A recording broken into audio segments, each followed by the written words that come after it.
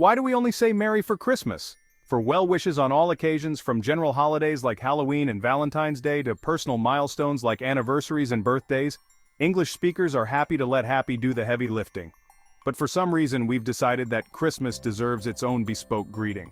So as Thanksgiving fades to black, the word merry shakes off the dust of its nearly year-long hibernation and emerges, along with eggnog, ugly sweaters, and jolly old Saint Nick himself, into the glorious red and green glow of seasonal relevance. Which leaves the curious with one question. How exactly did merry become the go-to modifier for Christmas, and only Christmas? If you're enjoying this story, don't forget to subscribe and share the video with your friends to spread a little extra merriment this season. Merry Christmas, you filthy Victorians! It all began when merry arrived in Old English by way of Germanic. It essentially meant pleasing, but that definition expanded over the centuries to cover festive, joyous, and other celebration-related senses.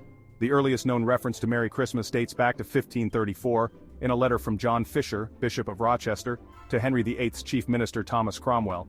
And thus our Lord send yow a Merry Christmas, and a comfortable to yower heart desiye, Fisher wrote. Happy got a slightly later start, showing up in English around the 14th century from hap, meaning good fortune. Happy too enjoyed a broadening of its definition into the territories of pleasure and celebration, and it wasn't long before people were wishing each other happy holidays. According to the Oxford English Dictionary, Happy New Year came first in the mid-16th century, and Happy Christmas was in play by the late 17th. For a while after that, merry and happy were both regularly paired with Christmas.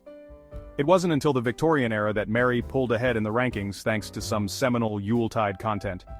Charles Dickens peppered 1843's A Christmas Carol with roughly 20 Merry Christmases, for example, and not a single Happy Christmas. The first commercial Christmas card, which debuted that same year, featured Merry Christmas as well. The phrase also cropped up in carols, including early versions of We Wish You a Merry Christmas favored by 19th century British kids. As one stanza went, I wish you a Merry Christmas, and a Happy New Year, a pocket full of money, and a cellar full of beer. Though not all Victorian Christmas traditions have prevailed, our modern conception of the holiday is still very much a reflection of that era, as evidenced by the fact that we're still reading or watching adaptations of A Christmas Carol, sending Christmas cards, and listening to We Wish You a Merry Christmas. Moreover, we've shored up the staying power of Merry Christmas by adding our own memorable references to the heap, from Judy Garland's warbling Have Yourself a Merry Little Christmas to Home Alone 2, lost in New York's iconic catchphrase Merry Christmas, you filthy animals. Using merry for other occasions wasn't always unheard of. Merry Thanksgiving and Merry Birthday continued making appearances into the 20th century. But the ever-swelling volume of Christmas culture containing merry has anchored it to the holiday in a manner that hasn't happened with any other fate. All things considered, it's quite an achievement that the UK has managed to avoid merry's monopoly and keep Happy Christmas on the market. Semantics just might know why. It's a jolly holiday with merry. Despite their definitional overlap, merry and happy aren't mirror images of each other. Since the 14th century, according to the Oxford English Dictionary, people have used merry to mean, well, boisterous or cheerful due to alcohol. So, Merry Christmas therefore might be construed as a sort of winking way to say, I hope your cup runneth over. With champagne at all the best Christmas parties, that is. You could argue that it's vaguely sacrilegious, or at least in poor taste, to focus on booze-heavy revelry during a holiday that's about as holy in origin as they come. And honestly, you certainly wouldn't be the first. We make Christmas excessively merry, only by being excessively wicked, and we celebrate the festivity of our Savior as if we were ministering the mad orgies of Bacchus, one observer wrote in a 1772 issue of the London Magazine, or Gentleman's Monthly Intelligencer. But profligacy is the characteristic of this wretched age. And the next age too. A North London reverend named Gordon Calthrop pointed out the debauchery often involved in a Merry Christmas during an 1864 address that advocated for happy Christmases, rather than simply merry ones. But his thesis was less about condemning merrymakers, and more about questioning whether merriment actually equaled happiness. In Calthrop's estimation, it did not.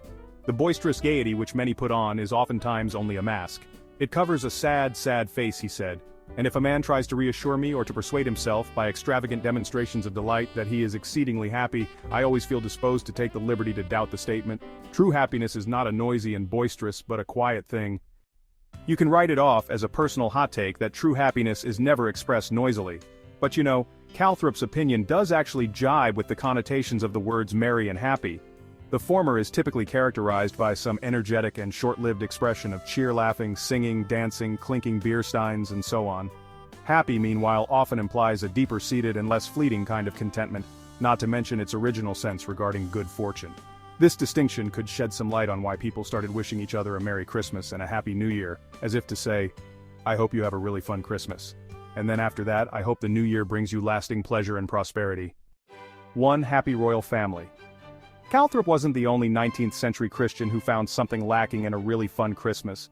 Plenty of others contended that the notion of a Merry Christmas was juvenile, irreligious, or just not a very accurate representation of how it feels to actually celebrate the holiday. Merry Christmas is quite the term for the young, but it a little jars upon the ears as life goes on, and we know more of its troubles and sorrows. For myself, I confess that I much prefer the Happy Christmas. It speaks to all of the birthday of our King, one person wrote in an 1878 issue of a Gloucestershire parish magazine. These sentiments were evidently pervasive enough in the UK that by the early 20th century, the phrase Merry Christmas had gained a bad rap as an Americanism.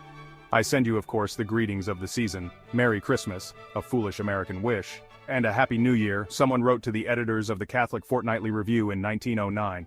Great Britain's happy Christmas crusaders, like baby Jesus before them, were soon blessed with a gift from a king. During the monarchy's first ever Christmas Day message in 1932, written by Rudyard Kipling and broadcast over the radio to the entire empire, George V wished everyone a happy Christmas. George VI took up the happy mantle during his reign, as did Elizabeth II after him. Their Christmas Day broadcasts made it abundantly clear that Happy Christmas was high society's holiday greeting of choice. That said, some members of the royal family do sometimes use Merry Christmas these days. All feelings about the merits of a Merry Christmas versus a happy one aside, we can all agree that Crimbo has at least earned a hat tip for heading off Mary's descent into obsolescence. Not to diminish the good work of the humble merry-go-round.